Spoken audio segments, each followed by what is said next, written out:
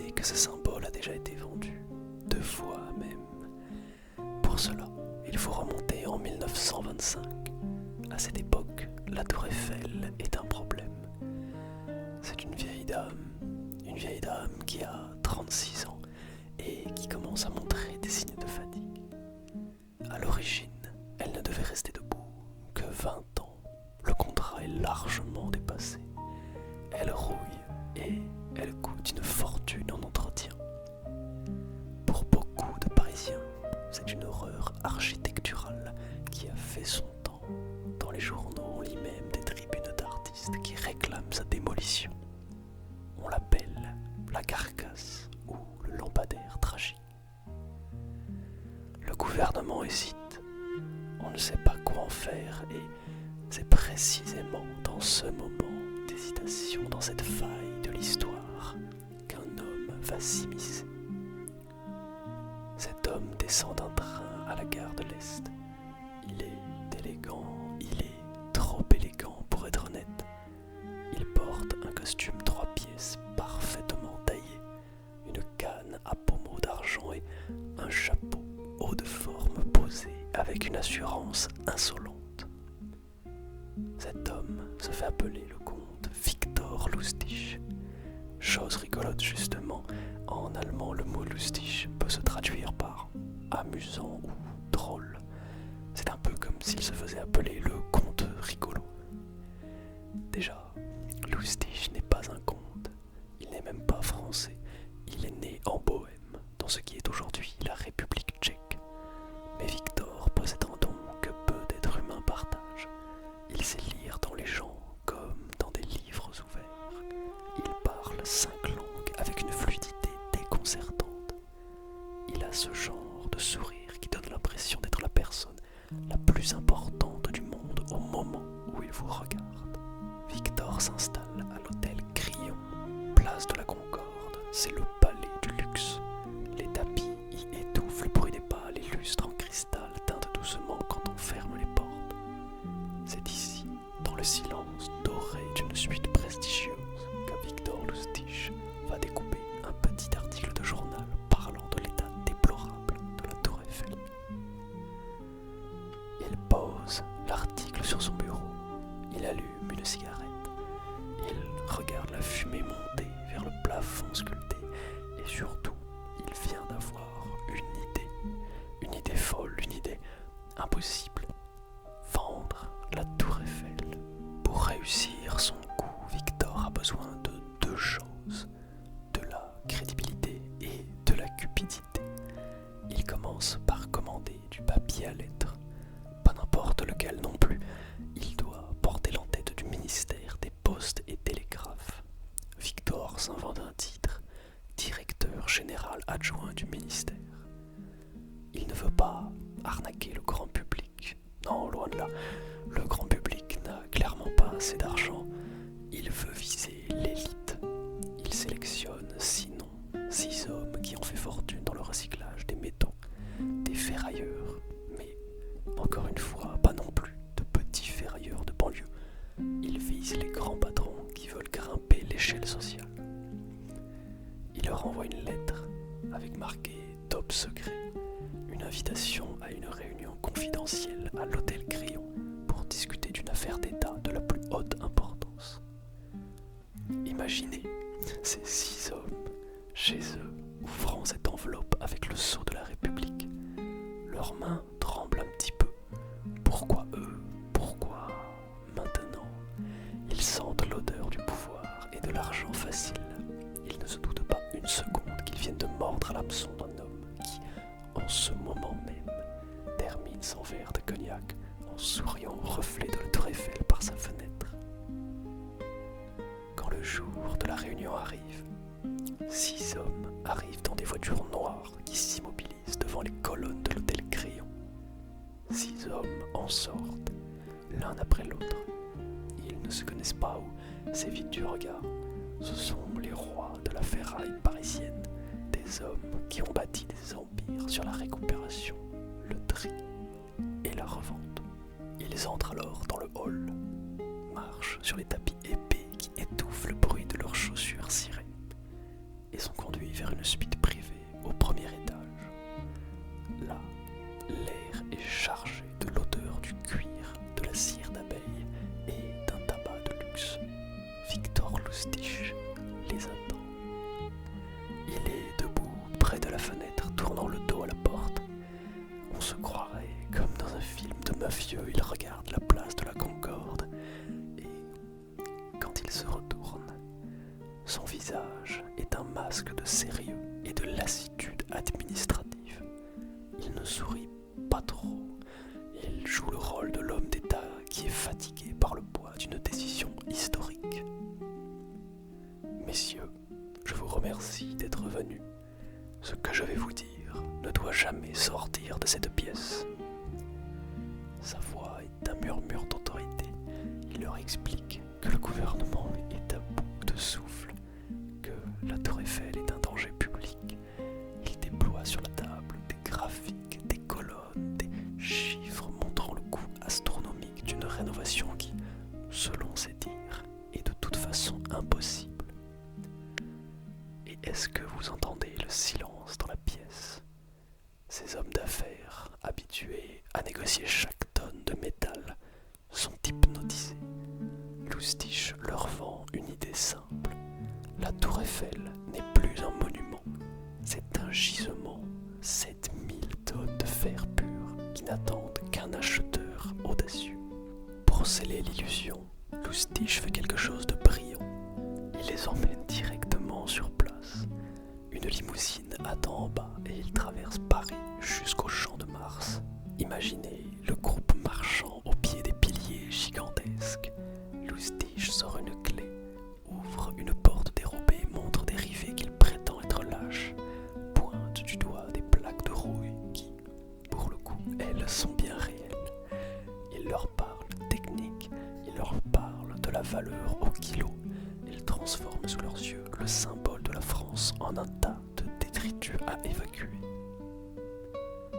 Le moment le plus crucial pour Victor se joue maintenant. Il cherche le regard qui brille un peu trop et il le trouve. C'est celui d'André Poisson. Poisson est un homme complexe. Il est riche, certes, mais il n'est pas né riche. Il est ce qu'on appelle un parvenu. Dans les salons parisiens, on se moque un petit peu de lui, de son manque de culture, ou alors de sa fortune trop neuve. Pour lui, acheter la Tour Eiffel, ce n'est pas seulement une affaire financière, c'est une revanche. C'est devenir l'homme qui a conclu le plus gros contrat de l'histoire de la ville.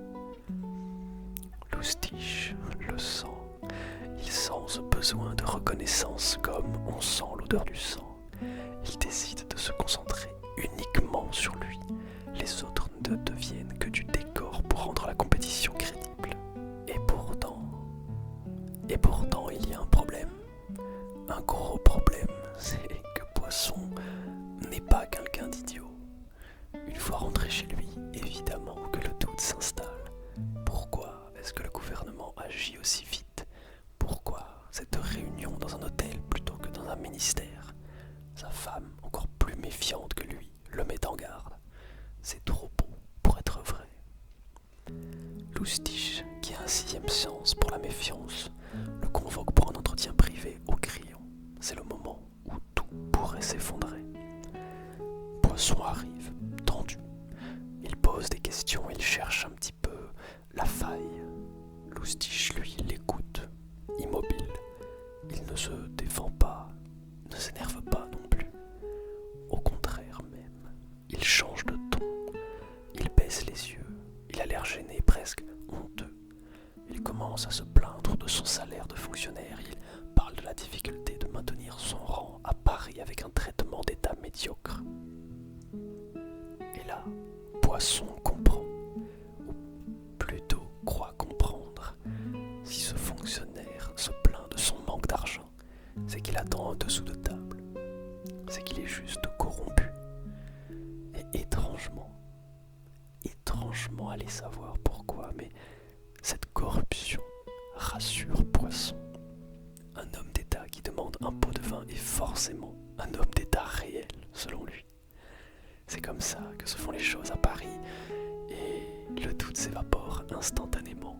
Si Loustiche était un escroc, il essaierait d'être parfait en se montrant malhonnête et avide. Il gagne la confiance totale de sa victime. C'est le coup de génie absolu. Le marché est conclu. Poisson signe 2 chèques. Le premier est astronomique. C'est le paiement pour l'achat de la Tour Eiffel et de ses 7000 tonnes de fer. Le second est plus discret mais très généreux quand même. C'est le pot de vin personnel pour le comte Victor Loustiche. Loustiche prend les chèques. Ses mains ne tremblent pas. Il remercie Poisson avec une dignité retrouvée, lui promettant que les équipes de démantèlement pourront commencer les travaux sous peu, dès que les derniers décrets seront signés. Poisson repart, le cœur battant, persuadé qu'il vient de réaliser le coup du siècle. Il s'imagine déjà la une des journaux. Il imagine la jalousie de ses concurrents. Pendant ce temps, Victor Loustiche, lui, range ses affaires. Il n'a plus besoin du titre de directeur. Il appelle la réception pour commander une voiture. Direction la gare de l'Est. Avant de partir, il jette un dernier regard par la fenêtre vers la tour. Elle est toujours là, immense, indifférente, baignée dans la lumière orangée du soir. Elle appartient désormais à un homme qui n'en aura jamais qu'une image sur un papier sans valeur. Il sourit. Le train pour Vienne part dans 1 heure. À Paris, le silence est parfois plus bruyant que le chaos. Et pour André Poisson, ce silence commence le lendemain matin même, dans son bureau au mur lambrissé. Imaginez-le, il est assis derrière son sous-main en cuir, fixant le téléphone qui ne sonne pas. Il attend un appel du ministère, il attend surtout l'ordre de mission, le calendrier des travaux, le sceau officiel qui fera de lui le maître du fer. Mais les heures passent, puis les jours. Vous devez certainement connaître le bruit du tic-tac d'une horloge, ce bruit qui, en général, est plutôt rassurant. Ce bruit devient pour André Poisson une réelle torture. Poisson finit par se rendre au ministère des Postes et Télégraphes et il demande à voir le directeur général adjoint. Et là, personne ne comprend. Personne ne comprend parce qu'il n'y a tout simplement pas de directeur général adjoint. On vérifie quand même les registres, on appelle les secrétaires, mais personne ne connaît de Victor Loustiche. Il n'y a aucun projet de démolition. La Tour Eiffel n'est pas à vendre. Le sol semble se dérober sous les pieds de Poisson. Imaginez cette sensation de vertige, ce froid qui remonte le long de l'échine. Il réalise qu'il n'a pas seulement perdu une fortune immense, le prix du fer et le pot de vin. Il a perdu son honneur. Il est devenu la risée de Paris, l'homme qui a acheté un monument national à un fantôme. Et c'est là que le génie de Loustiche brille le plus. Il avait prévu la réaction de sa victime. Il savait que Poisson était un homme fier, un homme qui cherchait désespérément à intégrer la haute société.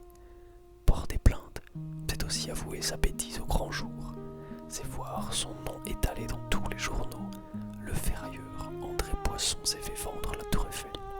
Alors Poisson fait le seul choix qui lui reste pour sauver ce qu'il peut de sa dignité. Il se tait.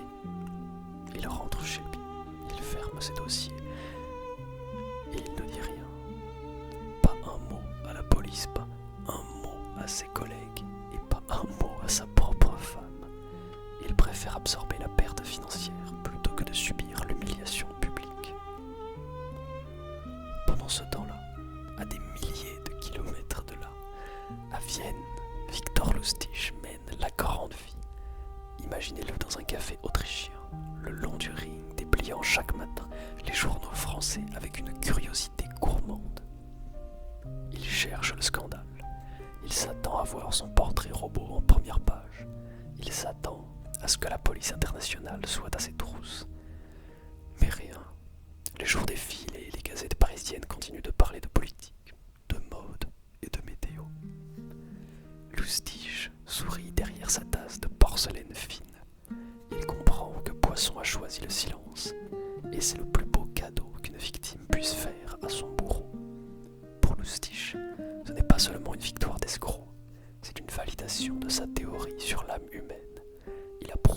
vanité est plus forte que la justice. L'argent coule à flot. Il fréquente les opéras, les casinos, les meilleures tables de Vienne. Mais Lustig est un prédateur. Et un prédateur finit toujours par s'ennuyer quand la proie est trop facile. Le frisson de l'arnaque lui manque.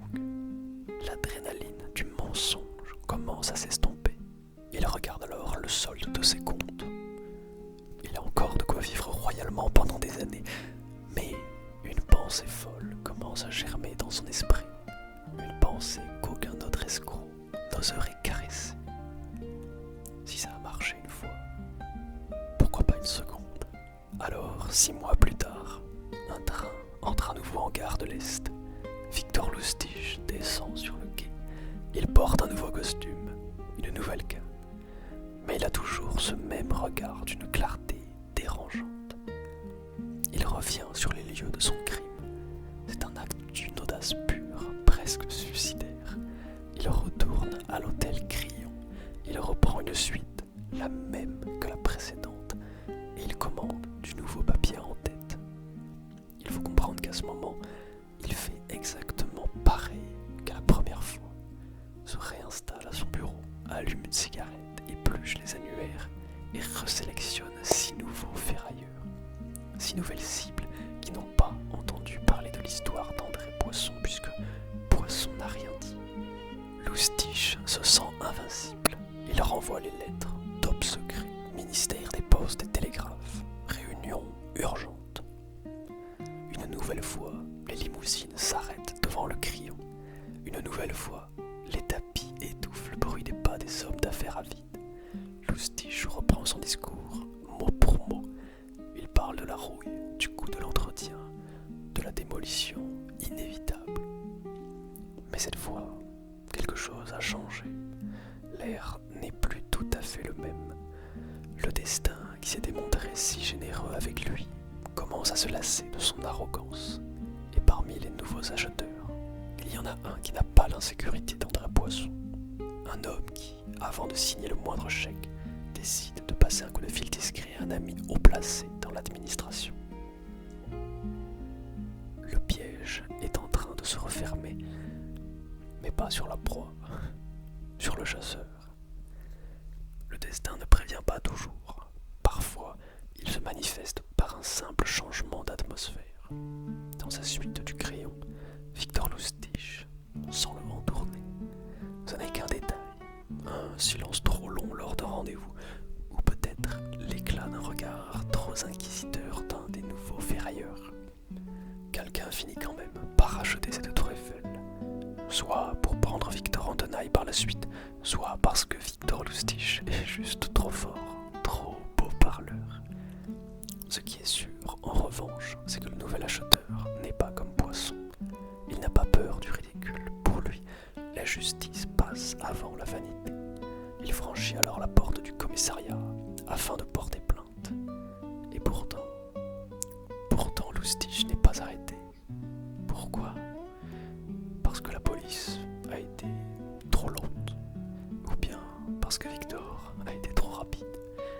Mais lorsque la police lance l'enquête, qu'il fouille la suite où il est resté, il n'est juste plus là. Victor avait compris qu'il ne devait surtout pas et qu'il ne pouvait pas rester en Europe. Il était déjà parti aux États-Unis en train de faire de nouvelles arnaques. Mais le monde a quand même une justice. Et c'est dans ce nouveau continent qu'il se fait arrêter. Pas pour la raison que vous croyez par contre. Simplement à cause d'une femme. C'était un don Juan et il fréquentait beaucoup de femmes. Mais quand sa maîtresse Billy May apprend qu'elle se fait odieusement tromper, elle devient folle de rage. C'est elle qui décide de tout raconter à la police, de toutes ses habitudes, de ses moyens d'arnaquer moult personnes. Victor a été arrêté par jalousie. Cette fois, la police arrive à temps, le prend la main dans le sac et le tribunal l'envoie directement en prison. Et j'aimerais vous dire que la fin de sa vie est aussi impressionnante que ses arnaques, mais pas vraiment. Il arrive quand même à s'évader une fois, mais se fait rattraper en un mois à peine. Et cette fois, les juges l'envoient à Alcatraz. Il n'a plus aucun moyen moyen de s'enfuir. Cette prison est beaucoup trop surveillée. Et l'ironie dans tout ça, c'est que lorsqu'il meurt en 1947 d'une pneumonie, sur son certificat de décès à la case profession, un employé de prison a écrit à la plume « vendeur apprenti ». Sa fin n'est peut-être pas la plus sublime, mais sa vie, bien que malhonnête, vaut le coup d'être racontée. Et maintenant vous saurez que lorsque vous passez devant la tour Eiffel, celle-ci a déjà été vendue, et plus d'une fois.